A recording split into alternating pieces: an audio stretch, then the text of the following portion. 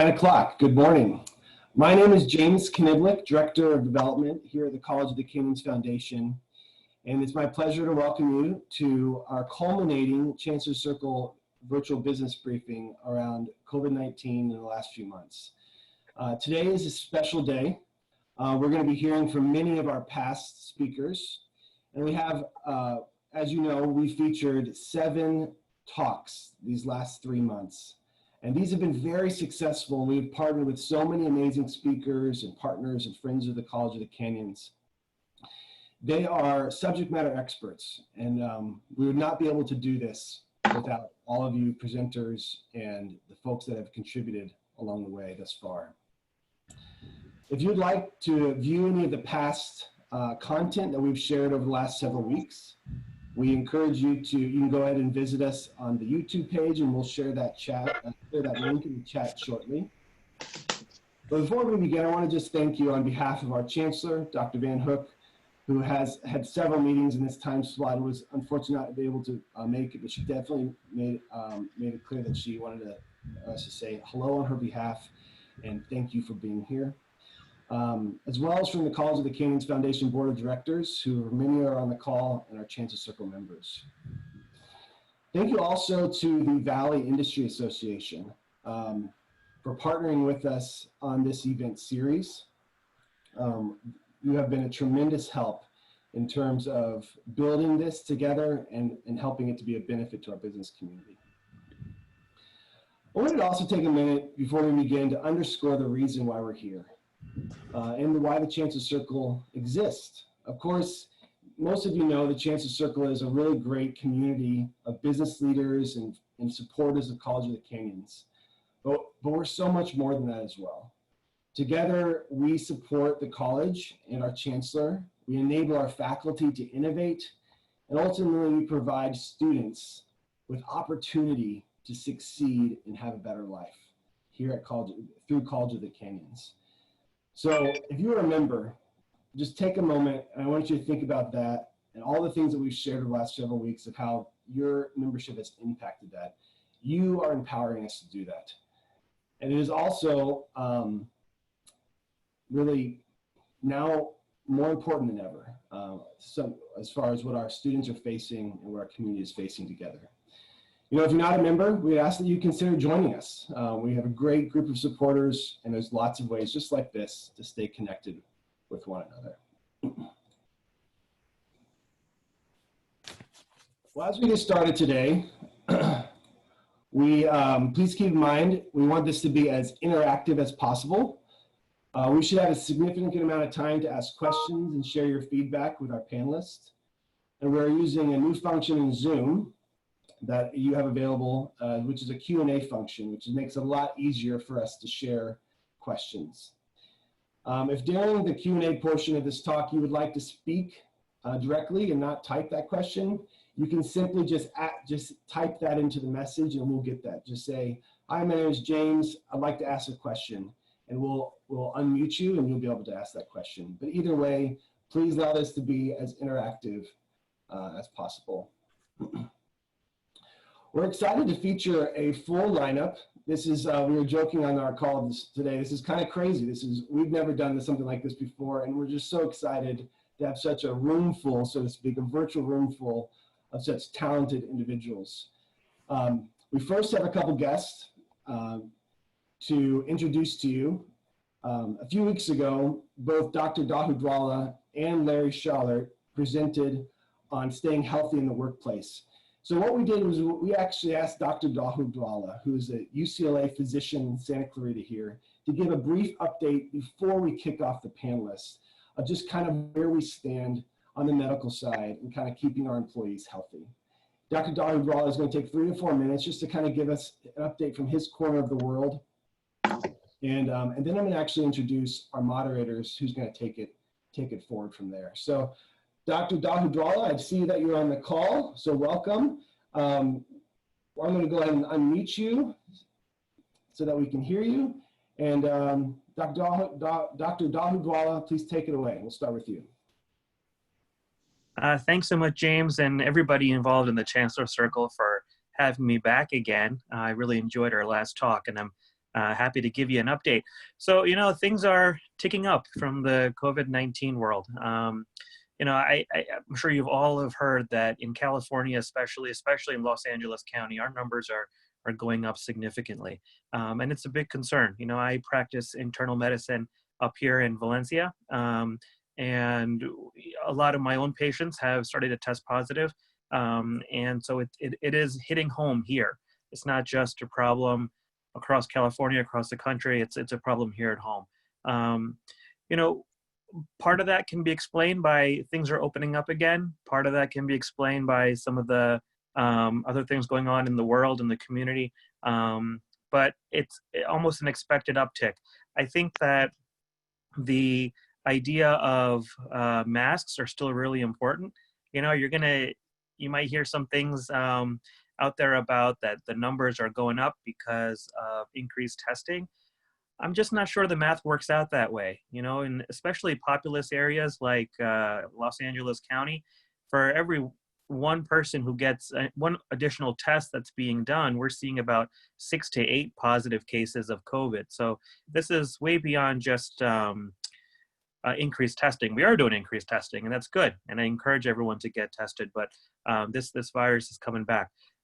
So, it's really important we try and get back to some semblance of normal life, especially from a business standpoint, as all of you are leaders in the community well know. I think that we can do that. We can still start to open up and get our businesses running and get people working again while being safe. And so I'd encourage you and your employees, the people you work with, to try to keep on being vigilant, try and socially distance as best as you can, wear a mask as best as you can, and then we can really put the stop on this.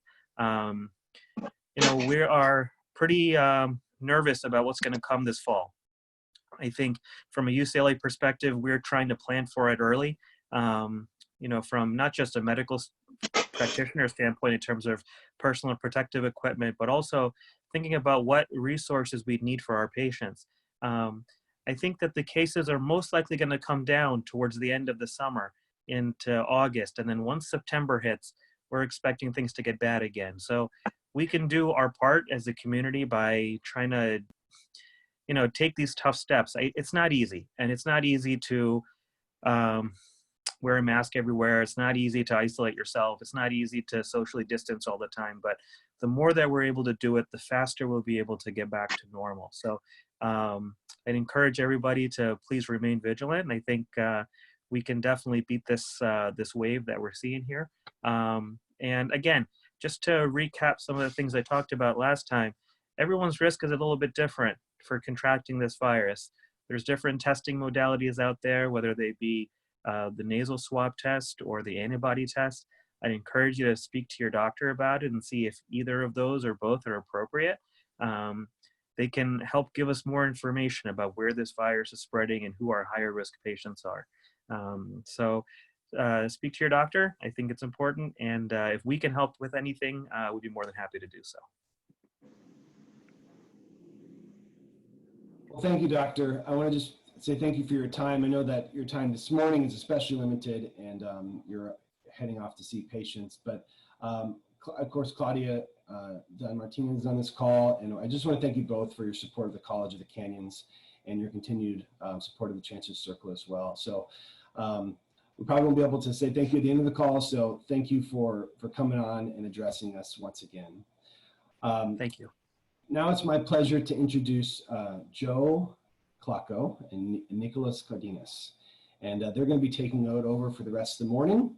I'm proud to have these two Chancellor's Circle members kind of rising up and being great leaders in our community. First of all, Joe Clacco is a great many things to the community and our college, but among them, he, of course, is a longtime foundation board member. He's a retired aerospace executive, a retired College of the Canyons Dean of Economic Development. This year, he's co-chairing the foundation golf tournament with T. Meyer, who's also on the call today, and of course, a proud Chancellor's Circle member as well. Mr. Nicholas Cardenas, or Nico, is an alumni of the College of the Canyons. You remember him from a previous presentation as well. He served as a student trustee during his time at College of the Canyons, and his professional expertise exists in the field of financial services with New York Life.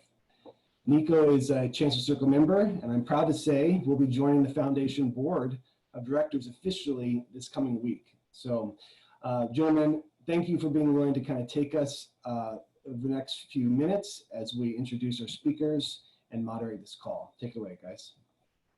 Okay, thanks, James. Say good morning to everybody. Glad we have a great crowd here today for our culminating presentation on this series. As you know, I'll be moderating the panel discussion today. Each of our panelists today were on previous panels, and they will be updating us on what's happened in the COVID-19 environment and what's changed since their initial Chancellor Circle virtual business briefing. Each panelist will have 4 to 5 minutes for their update because we do have a full slate. I'll be setting a timer on my phone, not to be rude, but to let them know about 4 minutes has expired and they'll start to wrap up their thoughts in an appropriate manner. Throughout the panel discussion, James said you can submit questions using the Q&A button at the bottom of the screen. I believe it's at the bottom. They will be answered by our panelists in the Q&A session after everyone has spoken. With that, I'd like to kick it off, and we're going to go first to Larry Schallert. He is the Assistant Director of Student Health and Wellness at COC, and his original topic was staying healthy in the new workplace. Larry? Hi, sorry, I was muted. Thank you very much. It's a pleasure to be here. I'm honored, and I want to thank the whole foundation board, and you all for all the support for College of the Canyons. I just wanted to let you all know that we're continuing at the college to provide remote mental health and personal counseling as well as training opportunities. And one of those opportunities is coming up tomorrow at 10:30, the Suicide Prevention Intervention Response Training. So you can, James has got the information for that. I think it's good for everyone, including people in businesses, to learn how to sort of identify mental health issues with their employees and their families. You know, we're seeing both at the college and in the community from a mental health point of view. One of the things is genuine, you know, anguish, exhaustion, and frustration, particularly, of course, with our Black and African American brothers and sisters. You know what, you know, people we're talking to, they're talking about being exhausted by the anxiety they feel every time they or a family member, you know, leaves the house. You know, they've been telling stories about fears harbored since they were young and the sting of being treated as less than. And although most are not reporting feeling that to a large degree on campus, other than being in a super minority, they feel that in town there's problems, and they can cite plenty of examples if anyone's kind of willing to listen to them. So we're really encouraging, you know, a lot of dialogue, listening, and learning in that kind of area. You know, we're also aware of the serious problems with loneliness, depression, and isolation felt by our seniors. It's one of the big topics we're talking about with our local providers. You know, they've not been able to move about. They can't get together with family, and even when sick, where they're unable to be visited. While at the same time, they're kind of being dismissed as being expendable because they're over 65. Well, you're over 65, so let's not worry about it. Or if they have pre-existing conditions, or they live in a nursing home. So even while they're at the nursing home, they're being isolated even more during the spread of the virus. So we're really trying to focus our attention and on seniors right now. Meanwhile, in general, everyone's well-being is a little more fragile, including employees of our businesses and their families. So they're experiencing depression, anxiety, sadness, you know, and emotions related to grief and loss of normalcy and stability. There's been a significant increase in severe domestic violence. Relationships have either been enhanced or stressed, and people with severe mental illness have really suffered without having others to help reality testing. If you know anybody, if you have a family member that has severe mental illness, you know what I'm talking about. And those who've been traumatized, like some have been kind of re-experiencing those traumatic events. So we're encouraging everyone, including administrators and business leaders, to do a mindful self-assessment, to notice if anxiety and depression are kind of creeping in, and to take care of themselves and their employees by listening, giving reassurance, acknowledgement and resources, and by engaging in self-help strategies like exercise, creative endeavors, mindfulness, meditation, that sort of thing. It's truly a stressful and confounding and sometimes frustrating time for all, as we all know. But if we are there for each other, and no matter your race, religion, sexual preference, profession, or age, we'll have an improved chance of surviving and thriving together with a positive sense of well-being. And we all know that employees with a positive well-being are an unambiguous net positive. So not just for our businesses, but for our community. So we want to really make sure that we pay attention to the well-being of our employees, our friends, our family, because that's going to make us all get through this, and we'll all be more productive and happier. With that, Wow, Larry, that was right on the button, man. Look out. Okay, thanks, Larry. Our next panelist will be Tamara Gurney, CEO and President of Mission Valley Bank. She originally spoke on the COVID-19 business assistance. It's all yours, Tamara. Thank you. Good morning, everyone. Thanks for having me here again. Talking about where we were when I spoke last time, when the Paycheck Protection Program was launched in early April 3rd, there was so much confusion and I think anxiety and stress amongst all the business owners. There was a rush to get in there quickly, and the funds were exhausted just after the middle of April. We were all kind of learning as we went along because the guidance was being changed every 24 to 48 hours, which made it more confusing for everyone. But we navigated through that, and I think most financial institutions or lenders adapted and figured things out, and the second round has been much smoother. And as a point of comparison, there was $350 billion in the first round. In the second round, which started around April 26th, another $300 billion. And as of today, there's well over $100 billion still left. And we have 11 days left until the program closes. There has been some talk and the financial institutions groups that advocate in DC for change and try to push forth some of the questions and concerns that small businesses have with this program. We've been heard, which results in the guidance, again, changing continuously. So initially the forgiveness period, which now we've moved into for many people who received their funding in early April or before the end of April, their 8 weeks is either here or soon to approach. And so that was one of the concerns, and a very big one, because so many businesses were not able to open up, and many, as we've seen, are just now opening up, like gyms and in seating, dining in restaurants and that type of thing. So it was not possible for them to get the PPP money and utilize it before the covered period. The covered period being starting from the date you received your funds and ending 8 weeks later. So one of the big changes in forgiveness is SBA and Treasury agreed to extend that 8 weeks to 24 weeks or December 31st of this year. So a lot of these gyms that are just starting to open, and I think in restaurants, and I think we all know that in spite of the ability to open, some will not because they are concerned as to whether they can really provide an environment that maintains the safety of their clientele and their employees, and they're trying to figure that out.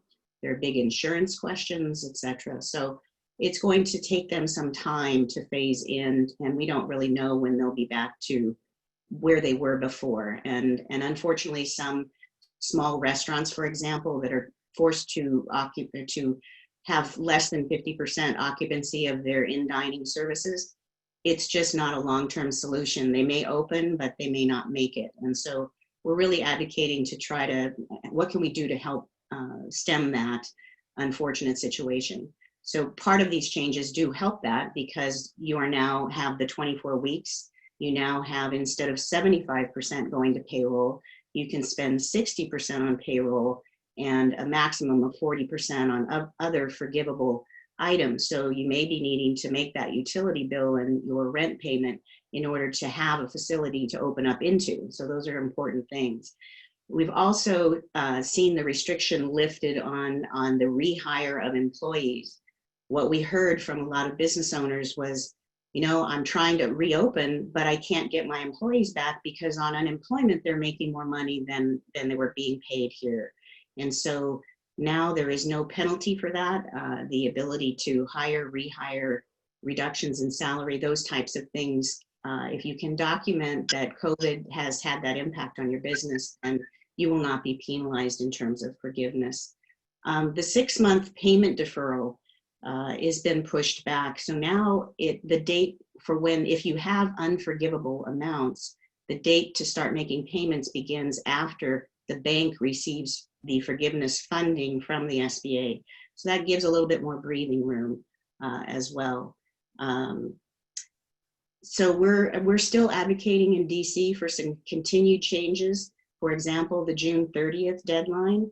There's still $100 billion. It's going very slowly. I think a lot of the larger financial institutions, from what I'm hearing, have basically just said they've shut down and they're not funding any more loans. So there is money still available. We're pushing to have the June 30th date pushed out to later to give more time, or for some guidance from SBA and Treasury to reallocate those funds to another program that might be more suitable for these businesses that, as we've evolved, some have come back fully and some are still struggling quite a bit.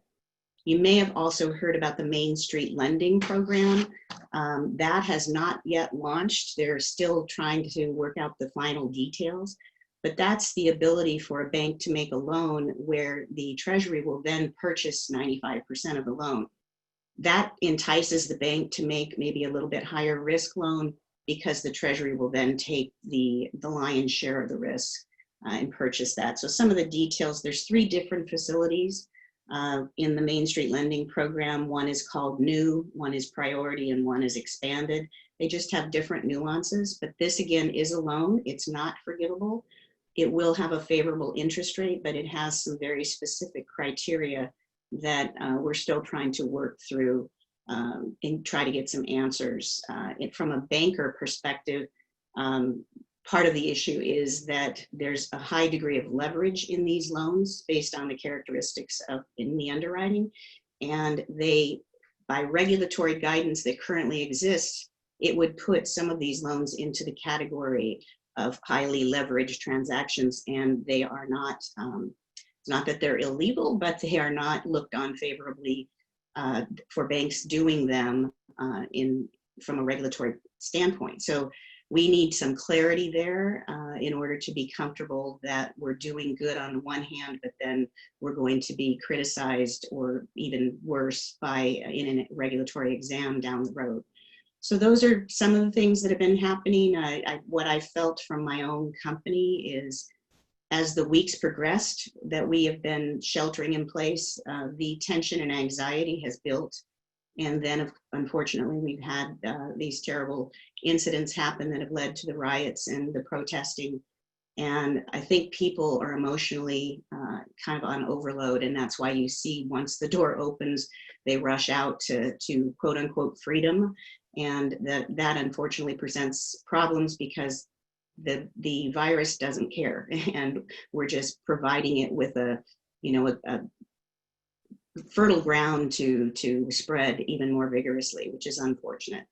But we, as a business, have taken very seriously the emotional impact on our staff and are taking every effort to keep them safe. We've put in all the plexiglass dividers between cubicles, and we've got all the CDC guidance posted, and we're following it very carefully because we take this very seriously, and we really want to get back to whatever the new normal is as soon as possible. So we don't want to contribute to setbacks that we're starting to hear about and see in some other states.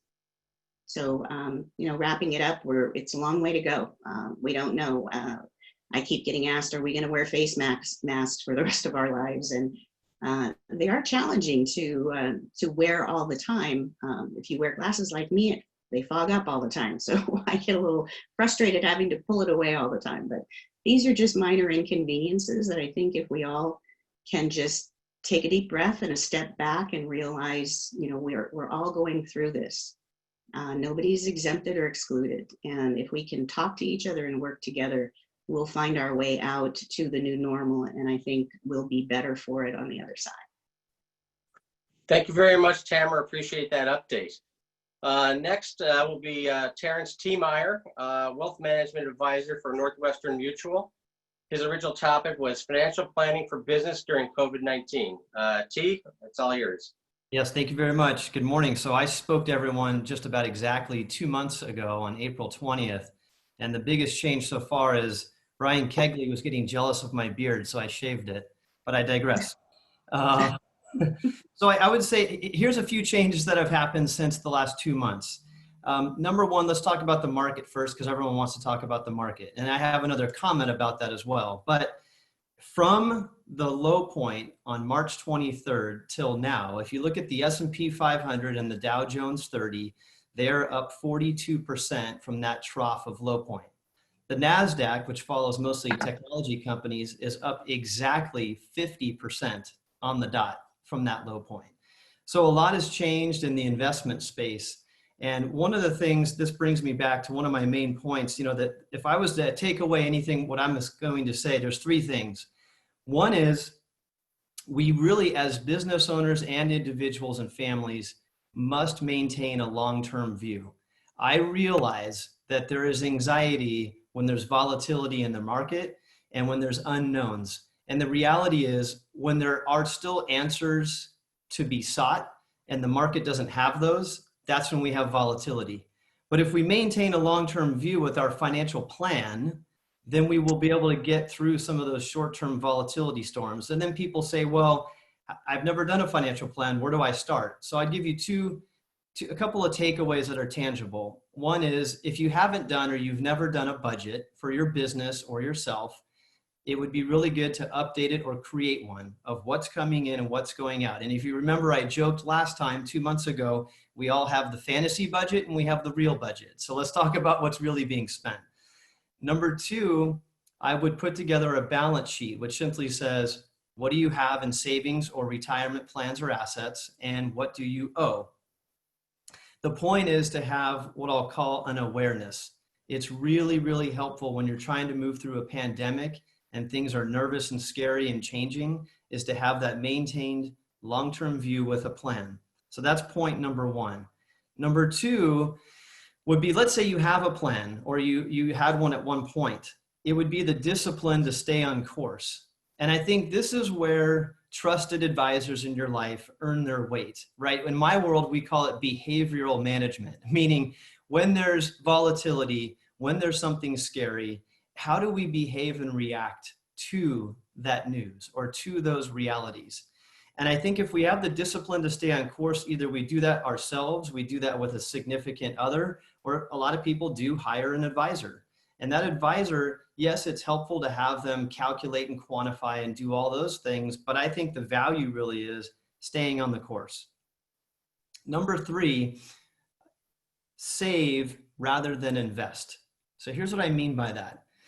Many people have the conception that if I invest in the market or the market needs to be my savior, therefore I'm depending solely on the S&P 500, the Dow, the NASDAQ, et cetera. And the reality is some investments win and some investments lose, and that will always be the case. But if we are constantly the best we can, saving on a monthly or annual basis more than what's coming in, then we're going to have a better opportunity to achieve that. Now, also, some of the changes that have happened with our company leadership over the last 90 days, there's two things. One is, for the first time in history, and I mentioned this last time, for insurance policies, they traditionally have a 30-day grace period. But during the COVID coronavirus pandemic, they have extended to 60, now to 90 for most companies. So any of you that have, I'm speaking mostly about life insurance, disability insurance, and long-term care insurance, those will have a 90-day instead of a 30-day. The other thing I'm seeing that's very unique right now is a lot of people, when they go to apply for an insurance policy, are nervous to have a doctor or physician come to their home to do the lab work. I have seen many insurance companies now waiving that and approving policies without ever having that physician come to your home. So if you're a business owner or an individual or a family and you want that kind of coverage and planning, you can do it in a much more easy way than in the past. Thank you. I'll wrap there, Joe. Okay, well, thanks, T. I hope we didn't cut you off too soon. And thank you for your comments. Now I'm not sure if I need to call my doctor or my financial advisor. So now you have me really confused. Okay, next, also who presented with T on financial planning for COVID for businesses during COVID-19 is Jill Milady, President of Milady Direct Marketing.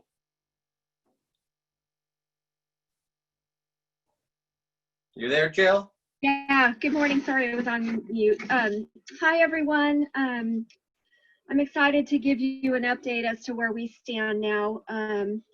Things were a lot different when I spoke a while back. And at that time, I don't think we knew a whole lot about COVID-19, and we were very scared about our future. And we didn't know what was coming to us. We didn't know if we were still going to be in business. Just so much has changed since then. Since I spoke, we did get our PPP loan, and I must say that, I mean, to me, that just like a savior to us, because we were able to get, you know, everybody paid through that PPP loan, and we were able to pay our lease payment and our utilities. But it was a bit frustrating because there's so many guidelines that, you know, we couldn't figure out, even like transportation. What's transportation? Is that mileage? Is that, you know, a car payment? Is that, you know, is it insurance? It was, you know, just not, it's not really clear. So that was a struggle for us. But we're almost done with our PPP money now. And as far as how the company is doing, we were down 90%. So the first few months we had some work coming in. We kept everyone on payroll except for a few people that we actually had to lay off. And then we had a few people who were on family leave because they had children and no place to put them in childcare. So now things are looking up for us. We know a lot more about COVID-19. Our employees are very, very, very thankful to be working. We are doing a lot for grocery chains. So there's a lot of employee communication for the grocery workers. And so we've been able to get into that industry and really help those grocery chains communicating with their employees.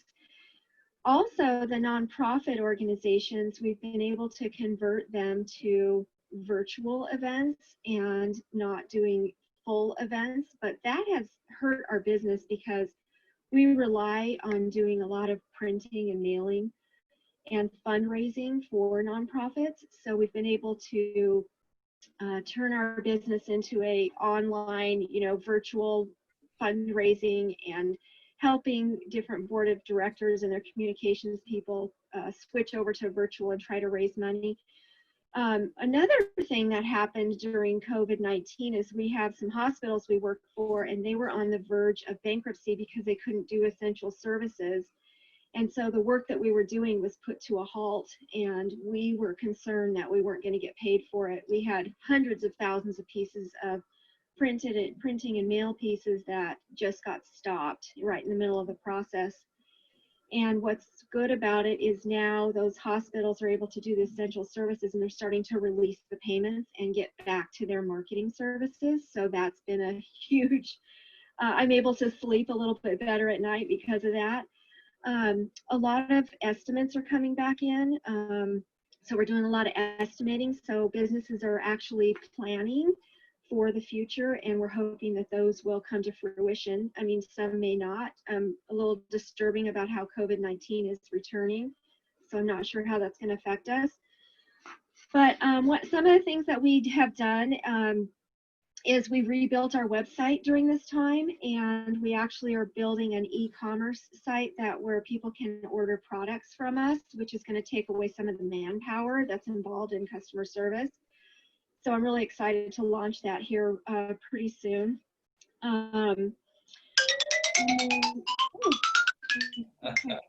Jill, just do a logical wrap up. You don't have to just stop. Okay, so we did reduce our hours now. So we're reducing our hours based on how much work we have every week. I think that the future looks good. I'm really hoping, and I want everyone to say a prayer for us, that we're able to buy our building, because we were in the middle of buying our building when this first started. And now it's just like, what do we do? We'll figure it out. We have a great leadership team. My husband, my daughter, my son, and myself. We meet almost daily over the phone or in person, and we talk strategy. And I think that I am the luckiest mom on earth, that I have such a great family that can get through this all together and, you know, make it through. And with the help of the Chancellor Circle members and all the business briefings that we've done, I think you guys have all helped us so much, and I appreciate you very much. So thank you. Thanks, Jill, not for sharing just your business side of it, but some of your personal side of it that I think we could all relate to. Appreciate it. So next is my favorite labor law attorney, and I'm sure yours, Brian Kegley.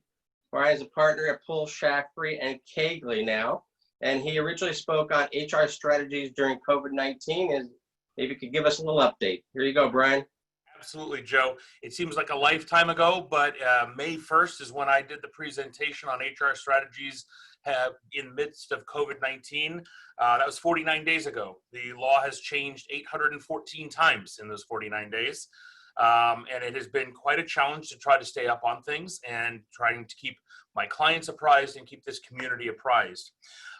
Ironically, I prepared my presentation for today on Wednesday of this week, and I basically had to rip it up and throw it out because yesterday afternoon, the state of California came out with its new face mask regulations. For those of you who have been under a rock the last 24 hours, or hopefully maybe not even listening to the news, I just want to fill you in on some of the new mandated regulations. And this is something that is a little bit different than what we've been dealing with over the course of the last 15 to 45 days. Specifically, there is now an obligation for every man, woman, and child who is physically able to wear a mask in public spaces. That includes when you're out walking from your car to a restaurant. That includes if you walk into a medical facility. That includes if you walk into a restaurant and you are not seated eating or drinking at that time. You must wear a mask. Here's where things get a little hairy. There are some very specific obligations that were put forward in the executive order yesterday that affect you as business owners. Specifically, if you have a manufacturing facility and you have folks who cannot maintain social distancing, regardless of separators, regardless of what we'll call a sneeze guard, a plastic or plexiglass divider, those employees now must wear masks if you cannot provide a 6-foot space around their work area. This is obviously going to be very difficult for manufacturers who have an assembly line where people are in close proximity in those circumstances. Additionally, as we move into late June, July, and August, I think everybody knows it gets a little toasty here in Santa Clarita. And inside manufacturing facilities, those locations can sometimes be upwards of 80s or even low 90s with fans going throughout the day. It's very difficult to breathe or respirate while you are wearing either a respirator or a mask. And here's where things get a little hairy, and this is what I want to talk to you about today. There is an exception under the executive order signed by Governor Newsom yesterday that says if an individual has a medical need to not wear a mask in a workplace or in a public location, then we are obligated to accommodate that. What does that mean for you as an employer? If someone comes to you and they say, I suffer from asthma, or I have chronic bronchitis, or COPD, chronic obstructive pulmonary disorder, and they say, I cannot comfortably wear a mask throughout the day. How do you handle that? Well, we must go into our normal process as though any other person came to us with a disability or a restriction. We're allowed to ask for medical confirmation of that condition. They can bring in a certification of serious health condition as provided by their medical provider, at which time you must enter into the interactive process. You must discuss with the employee what they can and can't do.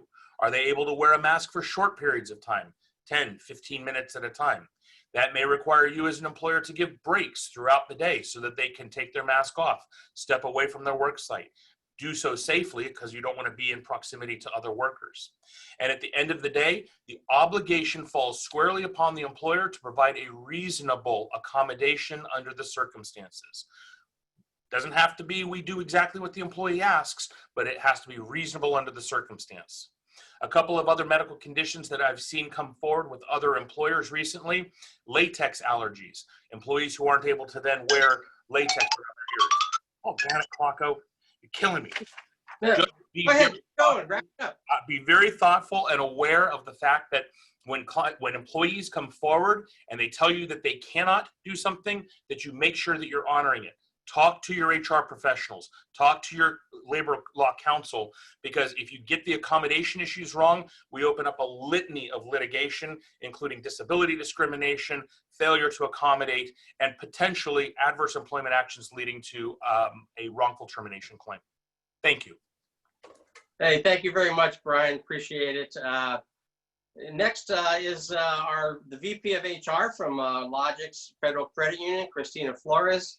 She also spoke along with Brian on HR strategy during COVID-19, of course, from the employer's perspective. Christina, it's all yours. Morning, everybody, and happy Juneteenth. My update, it's been interesting to kind of see how things have changed. Again, echoing Brian, it's hard to keep up on all the changes, but nevertheless, I think that as we continue to move forward, it's just about educating employees, keeping them updated, training them, making sure everybody's on the same page, and being consistent. I think, being consistent with your processes. We're slowly expanding our retail opening hours and trying to address meeting member needs. And that's always a challenge when you're thinking about separating people 6 feet.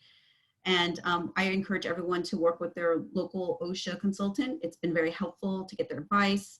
Also echoing a little bit about Larry's topic, I just want to emphasize that, just because life has been turned upside down with COVID, it doesn't mean that life's challenges don't stop.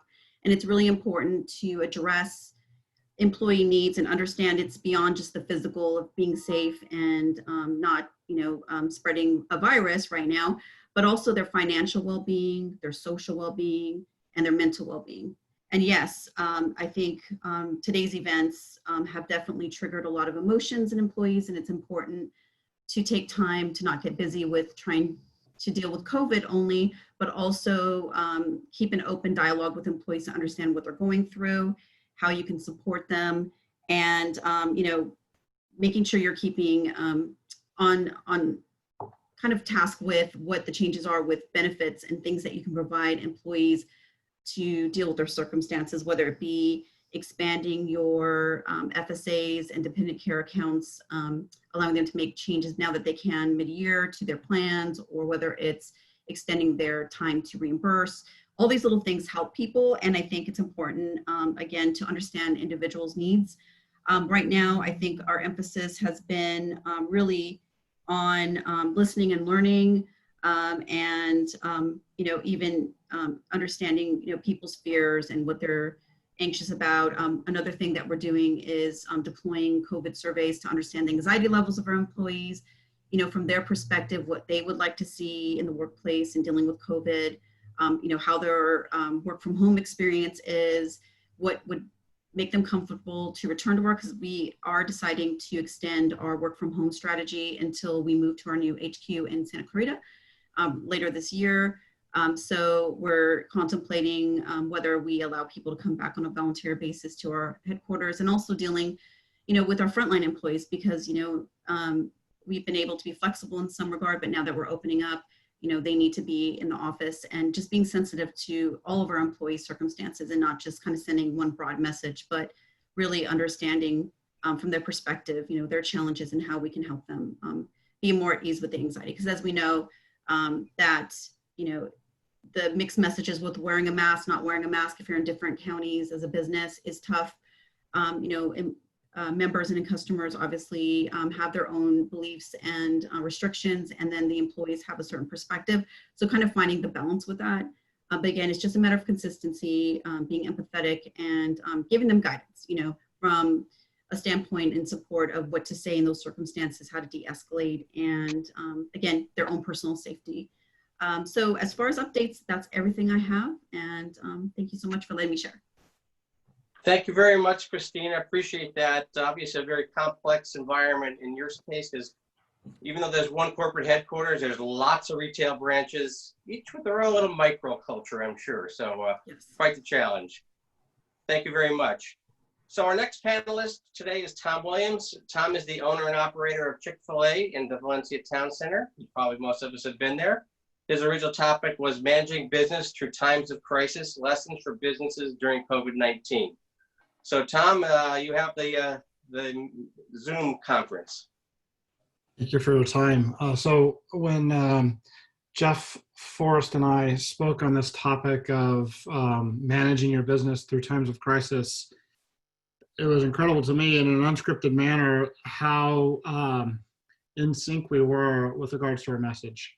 And that message was use the guiding principles that are the foundation of your business to manage yourself through crisis, just the same way that you should be managing your business on a day-to-day and a long-term strategy perspective. So in Jeff's case, he had some very dramatic things happening in his environment several years back, and he went back to who he was and why they were in business, and used that that matrix of principles to help him through to the other side, and it was successful.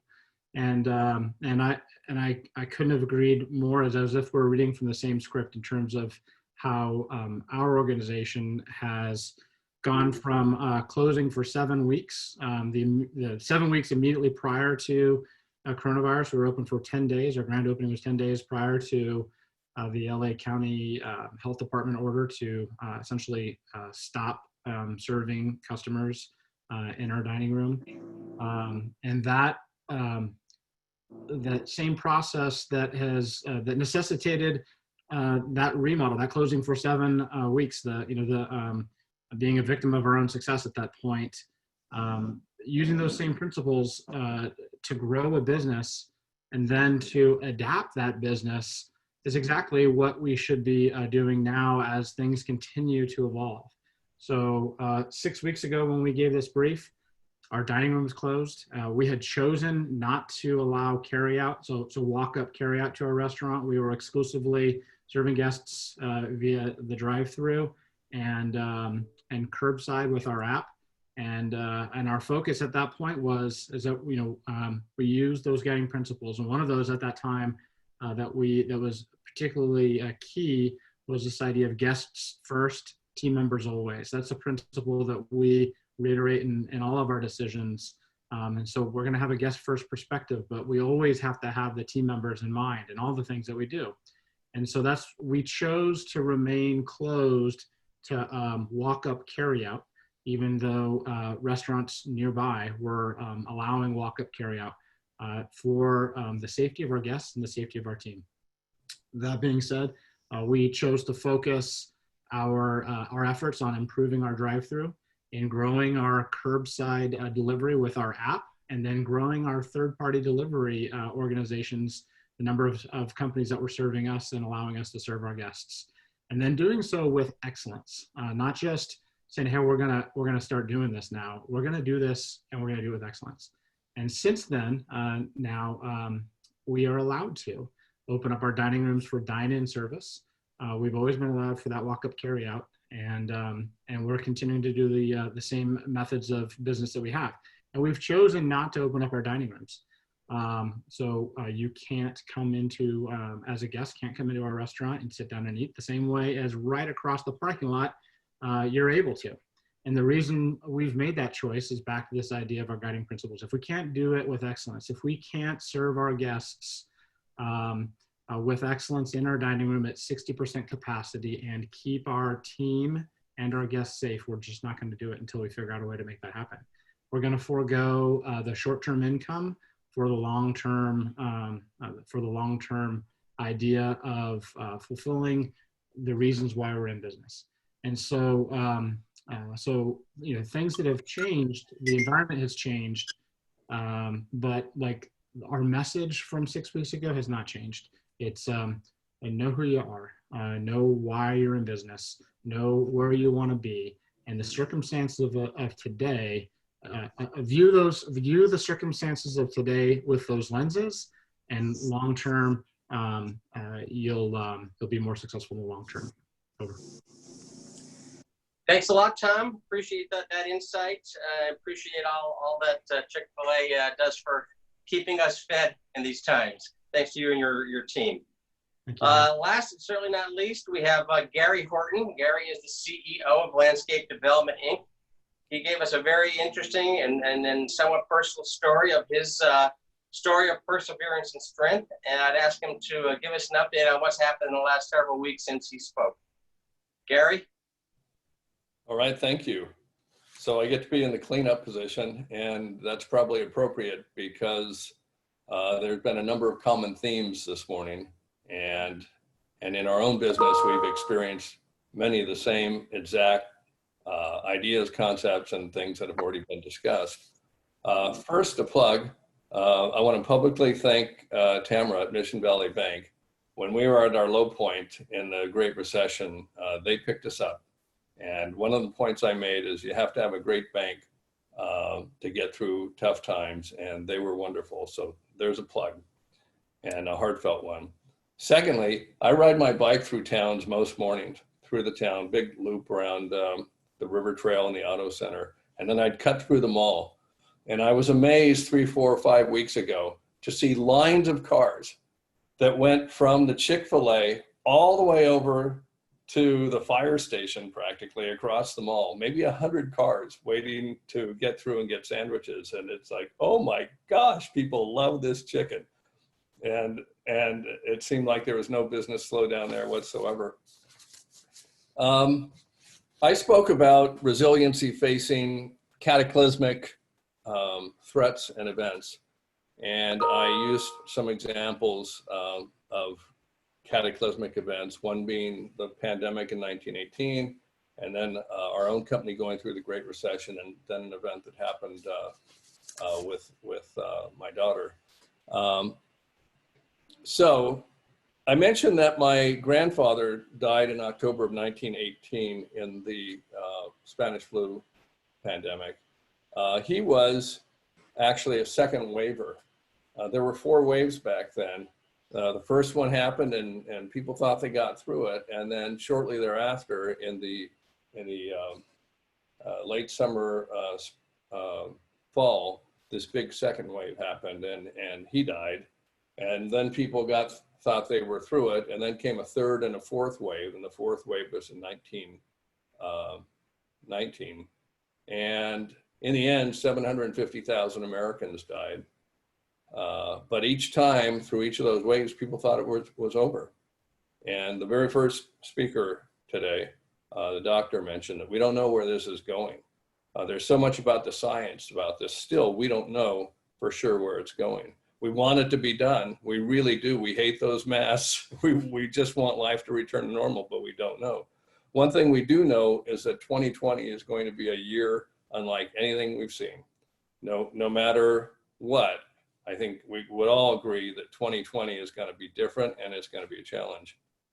Well, after my grandpa died, my grandmother's family had to tough it out through this virus impacted life. And for years, they were forced to adapt and improvise, do with less, make new plans, and gut it out until they finally, decades later, kind of emerged to more normal living. And in our business, we're facing something quite similar. We need to develop business resiliency and toughness to navigate through this. Our companies have to be rejiggered, and many people have already talked about this, or re-engineered to be adaptable to the unknown. And as odd as that sounds, we have to adapt ourselves to the unknown and be quick to respond. Resiliency is the key word. Our policies, practices, and employees have to be bolstered, supported, and made resilient against the unknowns that can still happen. So now's the time to write up contingency plans for what may yet happen. Enhanced PPEs, further social distancing, for potential slowdowns or lockdowns, unexpected starts and stops. Now it's time to stash up cash. It's probably not the time for big expenditures or out on a flyer. It's time to tighten up spending and plug margin leaks and to search for every possible efficiency. Interesting, and Jill mentioned this, also to develop new markets. in this, there's opportunity if you look around. And so now's the time to get close to our customers and to bring them perhaps even new things, new products, and also the confidence that they're looking for. So if we're lucky, after all our planning and fine tuning, maybe 2020 will end up just quietly ending, and the virus will retreat and there'll be a vaccine, and that would just be lovely. But quite potentially there could be a second or a third wave or more, and the whole thing could come back with a vengeance. Or it might just drag on slowly like the Great Recession.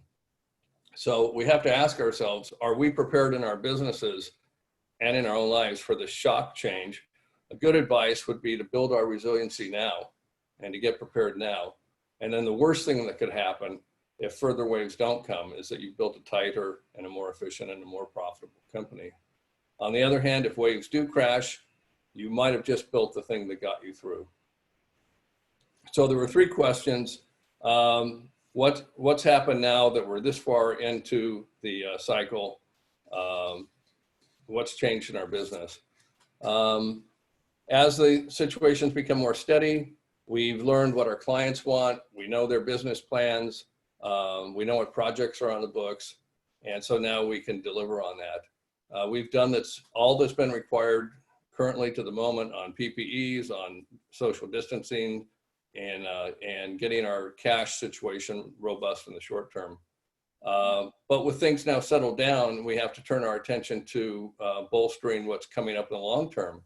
There could be a long-term business slowdown or fall off. Housing could fall off. Right now it's vigorous, but it could fall off. HOAs might start to lose money as homeowners cut back on paying their dues. Client payment slowdowns, employee morale slipping, that was brought up. Addressing new employee needs like daycare or more flexible time, further enhance safety on the job.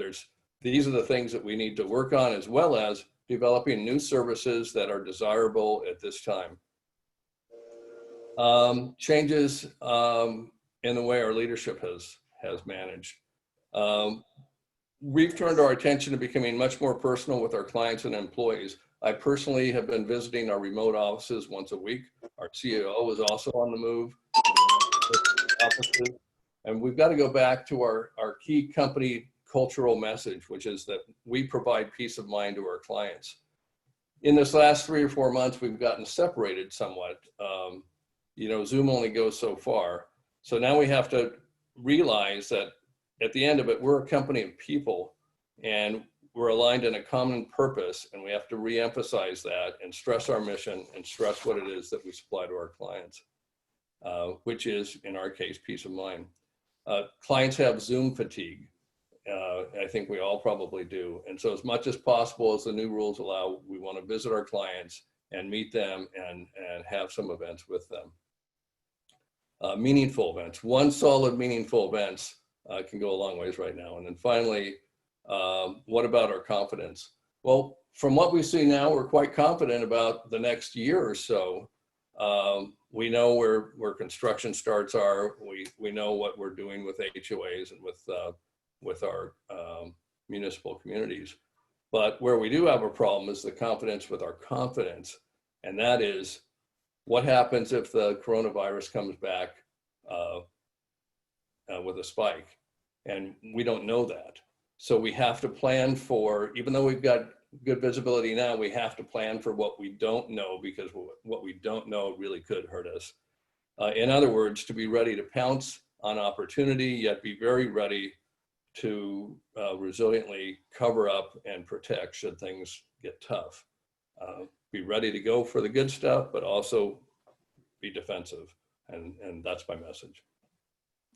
Gary, thank you so much. Appreciate that. And I always like the personal aspect, of course, hearing how things are going in your business. So thank you so much. With that, I'm going to turn it over to Nico Cardenas. Well, I've been casually listening to our panelists and doing a few introductions. Nico has been putting together all the Q&As that have come in. He is going to moderate the Q&A session now, and I will turn it over to Nico. All right. Thanks so much, Joe. So first, I'm going to start with Brian, and I have a few questions for him that I've kind of organized, and then I'll probably head to Larry and then we'll see what other questions come in. But there are a good number of questions, and encourage folks to keep asking them in the Q&A. So my first question for Brian is pretty specific. It's about using face shields versus the cloth masks and how that is going to be allowed, or would that cover the requirements that were set on the order yesterday? Sure. So really ironic and strange. For the first time, the executive order that came from the governor was very specific. It actually says cloth face coverings. I provided a link to James that I'll have him send out at the end of today's presentation that lays out exactly what the state is looking at. Now, with that being said, there is a specific carve out. I mentioned earlier that if somebody has a health condition, that's what I focused on because that would require an employer to accommodate. But there are also other exceptions to the rule, including those individuals who are hard of hearing. If you're dealing with somebody who is hard of hearing and needs to read lips in order to be communicative with you, then you may remove the cloth mask and use it in that circumstance. The face shields are really a great question, because the problem is this: you're supposed to be able to stop that in the event of a sneeze or the event of a cough, stopping the particles from spreading to other people. I've seen people only wearing the face shields, which are basically a clear piece of plexiglass that rests upon your forehead as the point of contact with your body, and it comes down over your face. The problem is the ability for mucus and saliva to come out from the bottom is not being restricted. That technically does not meet with the standard that is set forth by the state. Now, if an individual has the face shield and then they've got something that goes down and drapes across their chest, or it goes around their neck and has a piece of elastic around it so that there can't be anything that is projected, then that would be a compliant face shield, at least insofar as what the executive order says on the statewide level. You'll notice that many people in the restaurant industry are using both face masks and the shields as you walk into those locations. That is obviously not necessarily required, but it is for the safety of the food servers and the expediters. Awesome. Thanks so much, Brian. And this next question could be no question. So if folks have their employees are 6 feet apart and there are sneeze guards in the office, do folks still have to wear a mask? Correct. Okay, so in that circumstance, assuming that you can maintain social distancing in the workplace and there are dividers so that there's not going to be shared air or shared bodily fluids, then there is no requirement to have masks in the workplace. Now, if they're in a common area, such as a lunchroom, if they're walking down the hallway to the restroom, the employees will then be required to wear the masks when they're walking or when they're in transport or when they're in common areas in order to satisfy this requirement. What's interesting about this is, I get the question all the time, well, who in the world is going to enforce these rules? Well, California Department of Public Health has come out and said, we're empowering every health agency in the entire state. That's county public health, that's local public health, that's every law enforcement provider in the state. That includes CHP, sheriff's departments, Los Angeles PD, etc. So everyone is empowered to enforce these rules. The question is, how are they going to be enforced? When will they be enforced?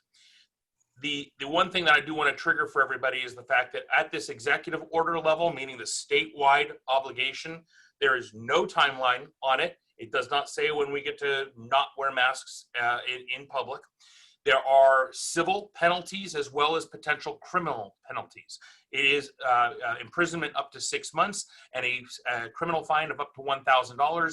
There is also civil liability for failure to comply with the obligations of the state.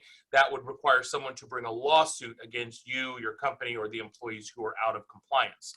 There's no necessarily limitation or damages cap on a civil litigation matter for non-compliant face mask use. Awesome. Thanks so much, Brian. And you answered the last question. That was from Mike. Not only who's enforcing, but what the consequences might be. So appreciate that. Thank you. And my next question is actually for Dr. Chancellor. This question came in before our presentation. Still on the call, but the question was about, as a community, working to not only support each other now, but what are some ways that we can mourn the devastating impact of the disease on families while celebrating the collective efforts of humanity to minimize the impact and save an unknown number of lives? Wow, that's a real tough. That's a That real. was a good one. Yeah. Good. You know, we're struggling with that question at the college. One of the things we're doing is we're having a series of meetings where, you know, just where we can talk about what's going on, you know, most recently about some of the civil unrest kinds of things, you know, and the, you know, we're planning some vigils and that sort of thing, but nothing in particular. How do we mourn the loss of all these people that we've lost? You know, 100 and something thousand people. You know, I don't have a really good answer for that, you know, except that everybody individually is sort of having to kind of deal with this. And if we can sort of be aware of the grief and some of the emotions that go along with grief, such as, you know, anxiety and sadness and depression and anger and regret and denial for that matter, and try to get to the point where we can kind of accept some of these losses and synthesize it into, you know, who we are, and make some plans to move forward.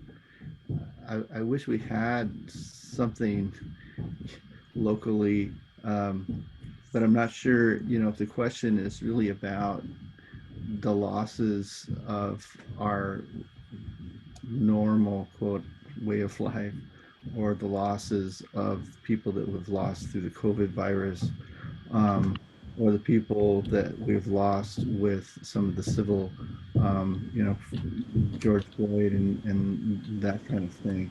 So it's kind of doing this kind of grieving is so complicated right now, because it's bringing up, you know, losses from the past and issues from the past. So kind of synthesize that all into one piece is tough. But, you know, the main thing you want to do is kind of remember the good things about people and try to make some plans to memorialize the memories of our loved ones and try to make some changes if we possibly can. I don't know if that gets at the answer. You know, we don't have a really great collective mourning process in Santa Clarita, and maybe we should. I know there's a couple of events coming up today. The Juneteenth events. I think I heard it was in Bridgeport, and there's another event in Central Park coming up. That's about the best I can do. I'm sorry I don't have a better answer for that. It's great. As a community, we'll have to figure out. So I appreciate that. At this point, I have a question. This came up, and this is something about what, given your comments on long-term financial planning, from Marcia, and it's asking, we need to worry about increased business taxes or other unforeseen expenses that will be put on businesses or individuals to pay back all these loans that the government is giving out. Does anyone know where that money is coming from? I mean, I think we know where the money is coming from. So what's your answer, team? Well, yeah, I think at some point it's going to be a collective effort, right? I don't think this is all just a big free lunch. I think this is a short-term way to shore up and help all of us get through this really challenging time. And I think for that purpose, it's probably the right answer. But either it's a matter of inflation's just going to go through the roof and we're not going to pay it back, or taxes will increase so that we will pay it back and then manage the inflation of the dollar. I think it's way too soon to tell because they're talking about issuing another, few $1 trillion of relief. And so at this point, they're still talking about pushing money out. I think the question's really valid, but I'm not sure any of us really know economically exactly how that's going to play out, but it will either be inflation or taxes or a little bit of both. Totally. Yeah, it's a economic, political question mark. So. Yeah, I mean, I would expect, between now and November, we'll probably hear about it with the debates and the election, and that will probably come up, I hope, so we can begin talking about it. Cool. Thank you, T. Tamara, I answer a question directly in the chat, but I give any further detail on a situation where folks took the PPP money and now they're maybe needing more. What would your general advice on that be? Yeah, thank you. We had a number of conversations during the first round of funding with some of our clients who owned restaurants, hotels, gyms, where we didn't know the opening dates. They were far off because this was in April, and we're just now seeing those open in the last week or so. We were trying to guide them towards the idle money and trying to get them to be a little more patient, that we felt there would be a second round, and the longer they could wait, shut down, if you will, without accepting the money, then they could have that available to them as they got closer to reopening and actually have an opportunity to bring people back and spend it on payroll. So it's unfortunate when I hear these situations, and I've heard many of them, because as it stands right now, PPP is a one-shot deal. There is no opportunity to get a second loan. Whether that changes or not, because they have $100 billion and plus still left in the pool, I don't know yet. That's something we're pressing Treasury and SBA very hard to give us some feedback on. There are other local programs within Los Angeles County. There are, nonprofits that are granting money. There are a lot of information on the LAEDC website, for example, that covers LA County with some other programs. I'm not sure about the Main Street Loan Program. It looks like it's designed for a specific narrow business that many of the ones I'm talking to, and I believe potentially the individual who posed this question, it's not a good fit for them. So, I don't have a happy answer, unfortunately, because that's the challenge now. You don't have money, and what do? Shut down again. So I wish there was some better news, but that's what I know today. Awesome. Well, thank you, Tamara. I think at the point I have is for a few of our here today. So that would be Jill, Christina, Tom, and Gary. Somewhat open-ended question about motivating employees in the midst of so much change. So there's so much going on right now. Wondering what specific strategies you're looking at to make sure your employees are remaining motivated. I'd like to start with Jill.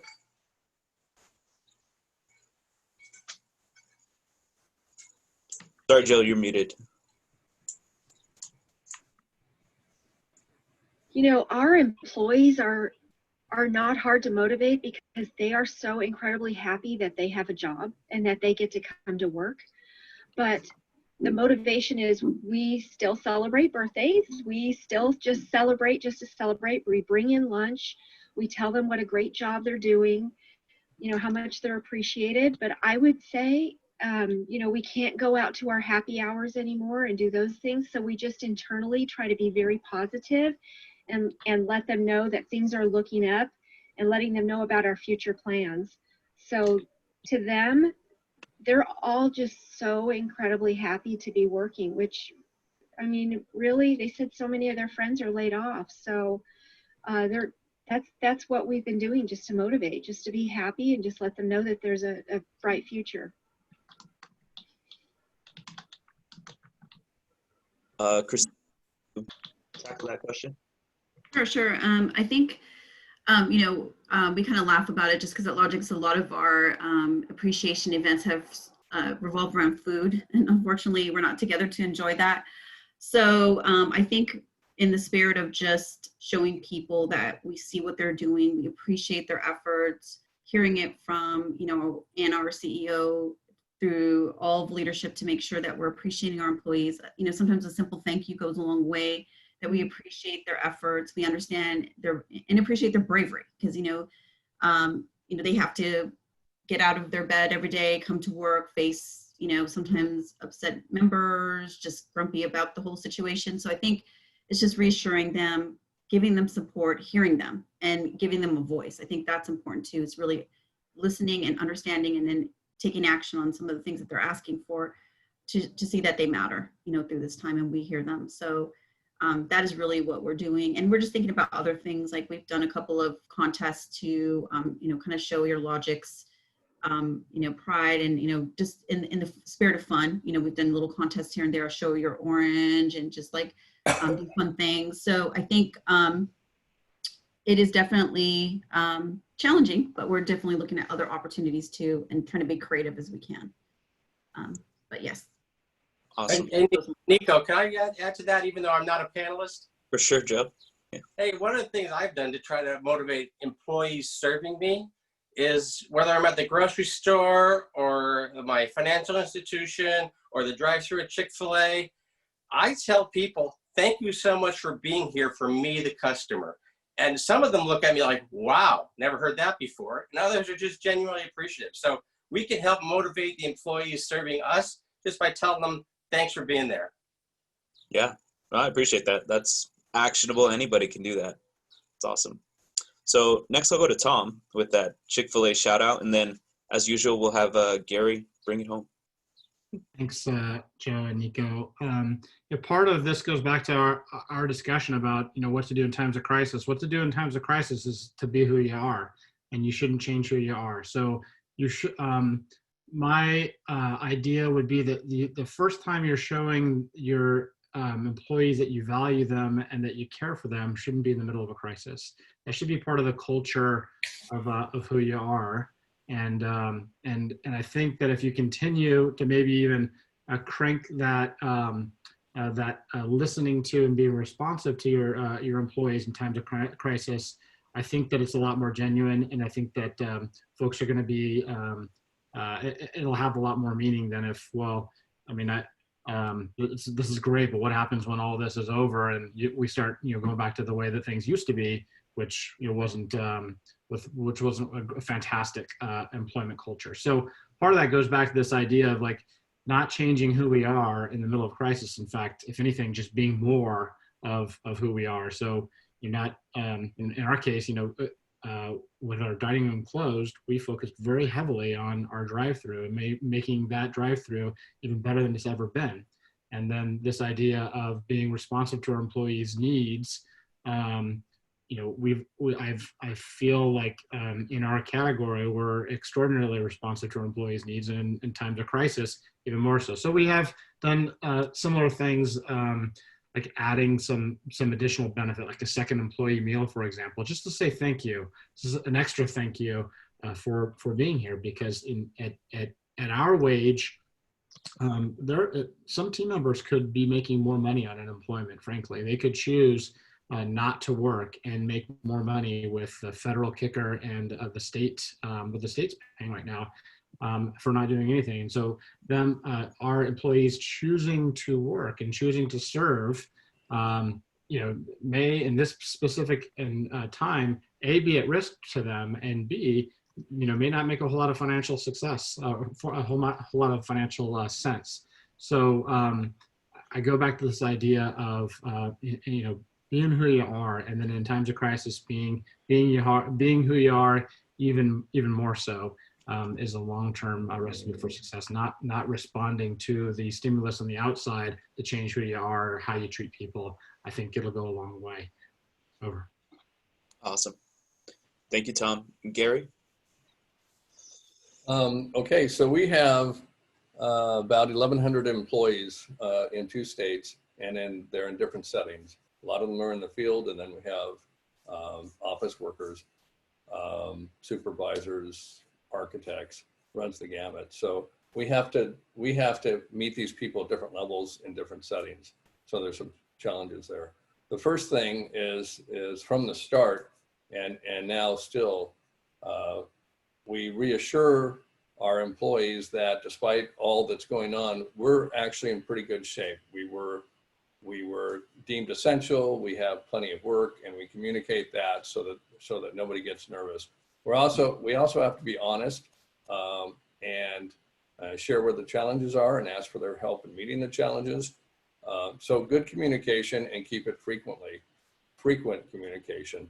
We have a pretty robust company intranet, and so we message through the intranet. All of the field people have tablets, that they use for lots of different purposes, and the messages get out to the tablets and shared with the field.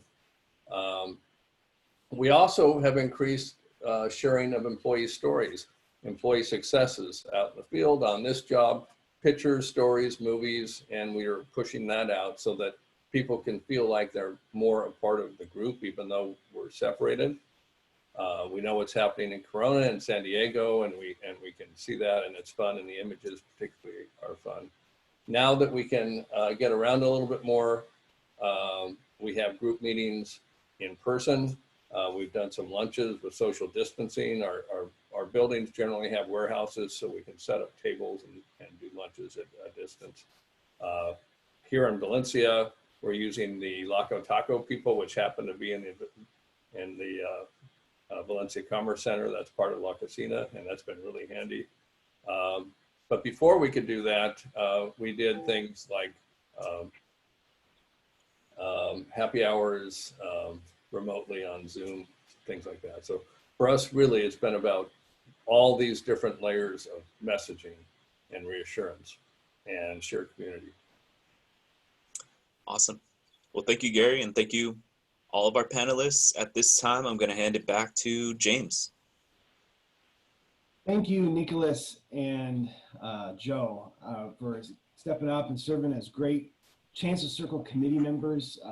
This is the favorite part of my job, is to kind of get everybody to kind of come together and work together in our common good. So thank you, everyone, for joining us, especially all the attendees that are out there and your very informative and insightful questions. Jill, Christina, Tamara, Larry, Gary, Tom, T, and Brian, thank you from the bottom of our hearts for kind of spending your time and giving your perspective from the corner of the world. We are going to sign out, but before I do, I just wanted to say thank you to, there's a great core group of people that are kind of sustaining this and keeping ideas flowing and be able to meet frequently. We have been meeting weekly for those 7 weeks, and then this one was kind of our first monthly call.